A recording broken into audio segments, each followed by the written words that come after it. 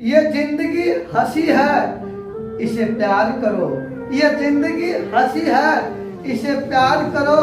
अभी है रातें, सुबह का इंतजार करो। वो पल भी आएगा ऐ मेरे छात्र छात्राओं, वह पल भी आएगा जिसकी ख्वाहिश है आपको। खुद के मेहनत पर भरोसा रखो, रब पर एतवार करो। आइए आज का पहला प्रश्न देखते हैं। ग्लोबल फायर पावर इंडेक्स में भारत की रैंक क्या है? इसमें भारत को स्थान चौथा प्राप्त हुआ। जब चौथा भारत को प्राप्त हुआ तो प्रथम हो गया अमेरिका, दूसरा हो गया रूस, तीसरा हो गया चीन और चौथा अपन इंडिया भारत। और इस रैंक में सबसे अंतिम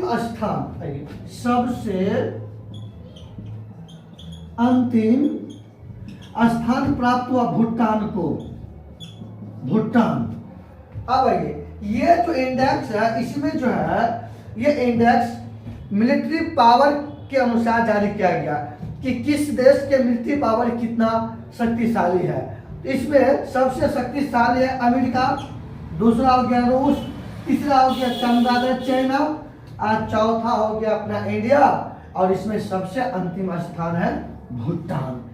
आइए भूटान जो है, अब कुछ इसमें स्पेशल देखते हैं। जैसे रूस की राजधानी मास्को, रूस की राजधानी, और चीन की राजधानी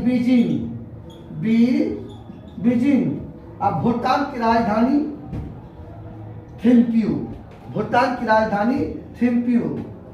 अब आ जाइए, इसमें जो है कि रूस जो है ये विश्व का सबसे बड़ा क्षेत्रफल वाला देश है। रूस जो है ये विश्व में मतलब क्षेत्रफल में रूस का विश्व में प्रथम स्थान है। और जबकि क्षेत्रफल के दृष्टिकोण से भारत की स्थान है सातवां। अब आइए, जब मिलिट्री की बात आया है तो कुछ और अपना सब जानते हैं। देखिए भारतीय सेना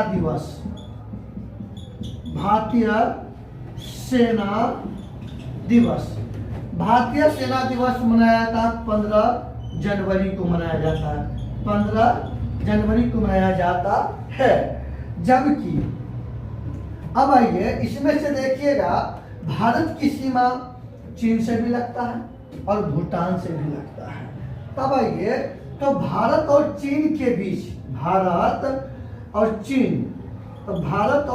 के बीच में जो सीमा रेखा है उनका नाम है मैकमोहन रेखा। आइए, मैकमोहन रेखा।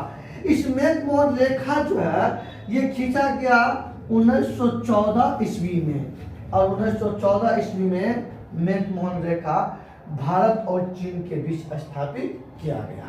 आज का दूसरा प्रश्न देखते हैं कि राष्ट्रीय आपदा प्रतिक्रिया बल स्थापना दिवस 2023 में मनाया गया। मतलब कब मनाया गया? आइए इसका आंसर देखते हैं। 19 जनवरी को जो है ना NDRF दिवस मनाया गया। अब आइए देखते हैं NDRF national disaster response force, Hindi में इसको बोलते हैं राष्ट्रीय आपदा प्रतिक्रिया बल। आइए, इनकी स्थापना दिवस मनाया गया 19 जनवरी। तब इसका स्थापना कब किया गया? आइए, इनकी स्थापना किया गया 19 जनवरी 2006 को।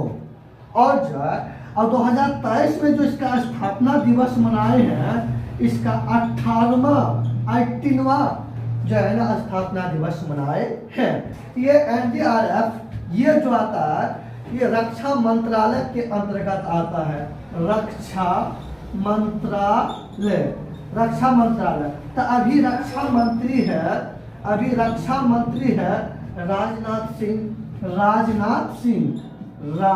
राजनाथ सिंह। राजनाथ सिंह ये रक्षा मंत्री है, जबकि गृह मंत्री अमित शाह है, विदेश मंत्री एस जयशंकर है।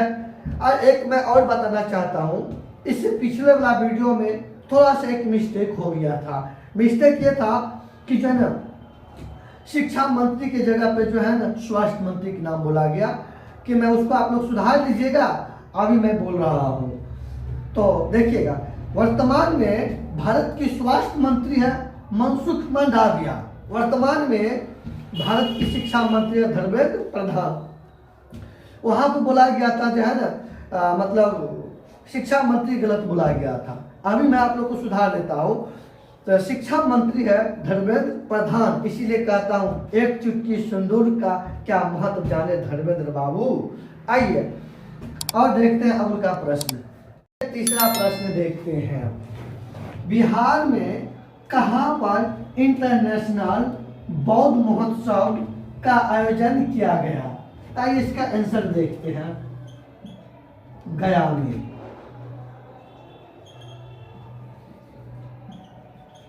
गया में किया गया, मतलब इंटरनेशनल बौद्ध महोत्सव का आयोजन जो है बिहार का एक जिला है गया, गया में किया गया। अब ये गया, आज हम लोग ये टारगेट लिए हैं कि आज से बिहार का एक स्पेशल लाएंगे, और जिस जिला के बारे में आएंगे तो उस पूरा जिला के हम चौहदी बताएंगे, और आप लोग भी जो है ना पीडीएफ में ऐसा बनाइएगा, नोट बनाइएगा। और आप लोग भी जब वीडियो चलते हैं तो कॉपी कलम लेकर के बैठिए और साथ में बनाते चलिए। आइए आगे देखते हैं। अब इनका देखते हैं, गया जिला आया तो इनका पड़ोसी कौन कौन है, थोड़ा सा ये देख लेते हैं। आइए, ये है, आपको मान लेते हैं इस तरह से, ये गया है। आइए, ये गया है, ठीक, ये मान लेते हैं गया है। इधर हो गया औरंगाबाद,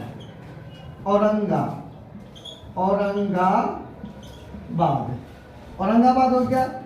और इसके बाद इधर हो गया नवादा, यह हो गया नालंदा, इधर हो गया जहानाबाद, इधर हो गया अरवल।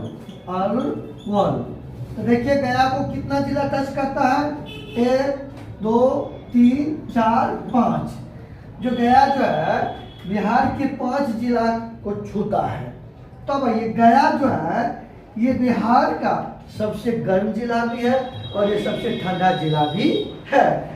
और वो तो ठीक है, लेकिन गया सबसे ज्यादा प्रसिद्ध है क्योंकि गौतम बुद्ध को ज्ञान की प्राप्ति गया जिला के ही अंतर्गत रिजुपालिका नदी के तट पे हुआ था। कौन नदी के तट पे? आइए, उन्हीं के नाम है फल्गु नदी, इन्हीं का नाम है रिजुपालिका नदी।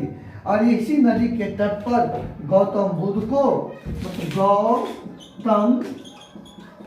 बुद्ध को ज्ञान की प्राप्ति हुआ। अब आइए, तो गौतम बुद्ध के ज्ञान की प्राप्ति इसी गया जिला के फल्गु नदी पे हुआ। अब आइए कुछ और जानते हैं। और गौतम बुद्ध के प्रथम गुरु का नाम है आलार कलाम, इनके प्रथम गुरु का नाम है। और आइए, इनके पुत्र का नाम है राहुल और पत्नी के नाम है यशोधरा।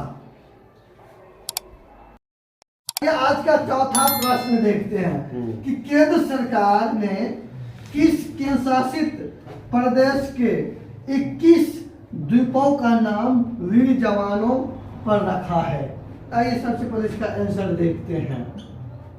अंडमान निकोबार द्वीप, अंडमान एवं निकोबार द्वीप, ये जो है अंडमान निकोबार द्वीप में जो है इनके 21 द्वीपों को जो है नाम बदल करके रख दिया है, वीर जवानों के नाम पर रखा है।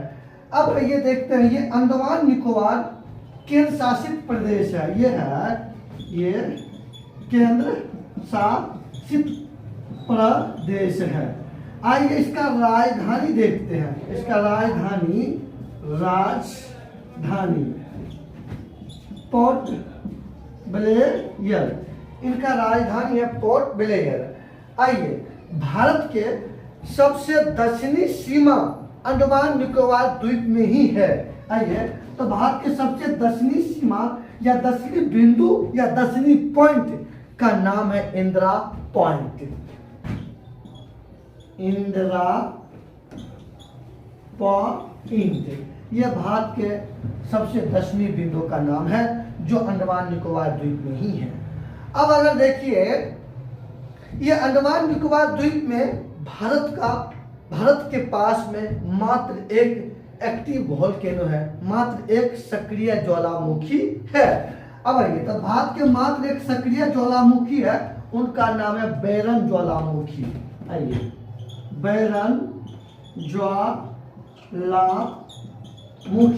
ये भारत का मात्र एक सक्रिय ज्वालामुखी है, जो अंडमान निकोबार द्वीप में स्थित है। अब आइए, अंडमान निकोबार द्वीप जो है, अब आइए, ये जो अंडमान निकोबार द्वीप है, अगर इनको भारत के अगर संपूर्ण अक्षांश को शामिल किया जाए, अक्षांश को, आइए अक्षांश, अगर संपूर्ण अक्षांश को शामिल किया जाए तो शुरू होगा 6 डिग्री 4 मिनट से, आ जा करके समाप्त होंगे 37 डिग्री 7 मिनट पे, 37 डिग्री 8 मिनट पे समाप्त होंगे। तो ये 6 डिग्री 4 मिनट अक्षांश से जो शुरुआत होंगे वो अंडमान निकोबार द्वीप सहित, और अंतिम में जो ऊपर में लद्दाख है वो पूरे आ जाते हैं ये।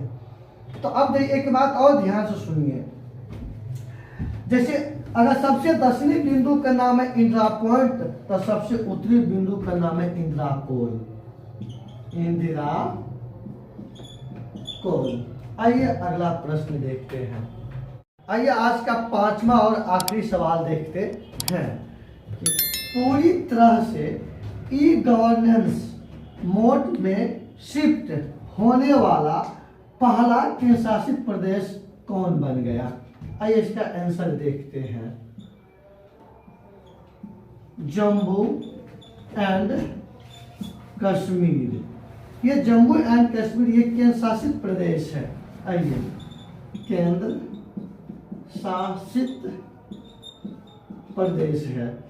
तो अब आइए, ये जम्मू कश्मीर जो है ये भारत का पहला केंद्र शासित प्रदेश बन गया कि जो है ना, जितने भी राज्य में प्रशासनिक सेवा है, जितने भी राज्य में प्रशासनिक सेवा है, सभी को डिजिटल कर दिया, सभी को डिजिटल फॉर्म में बदल दिया गया। समझ के लिए इस प्रकार का पहला ये केंद्र शासित प्रदेश जम्मू एंड कश्मीर है। मेरे प्यारे स्टूडेंट, आइए 2019 मतलब 31 अक्टूबर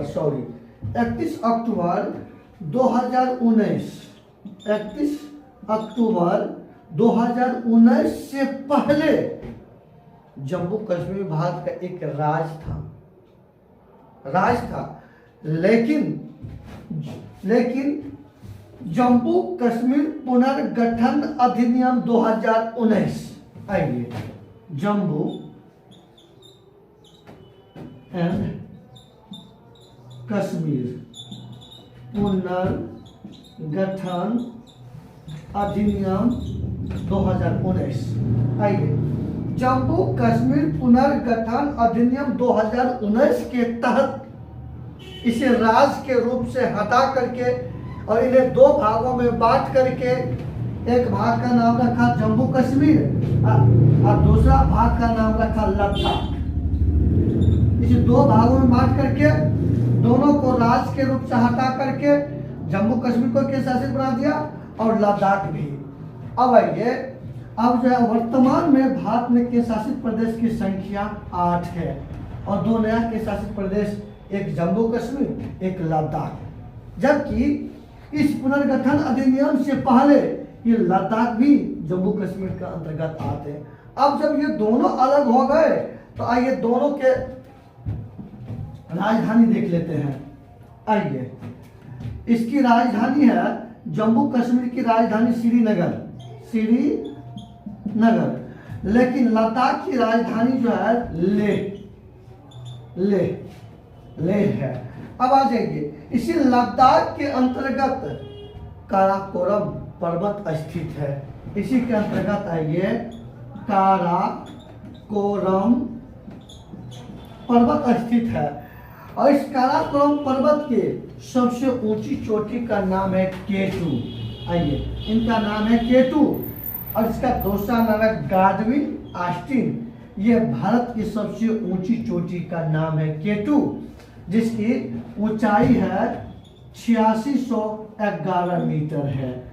यह विश्व की दूसरी सबसे ऊंची चोटी है। तो विश्व के प्रथम सबसे ऊंची चोटी का नाम है माउंट एवरेस्ट, जो हिमालय के भाग है। आइए, इन्हीं प्रश्न के साथ आज का सेशन समाप्त होता है। और आप लोग को अगर हमारी वीडियो अच्छा लग रहा है तो आप लोग लाइक करिए, सब्सक्राइब करिए, कमेंट कीजिए और शेयर भी कीजिए और कमेंट में अपनी राय दीजिए। चलिए, जय हिंद।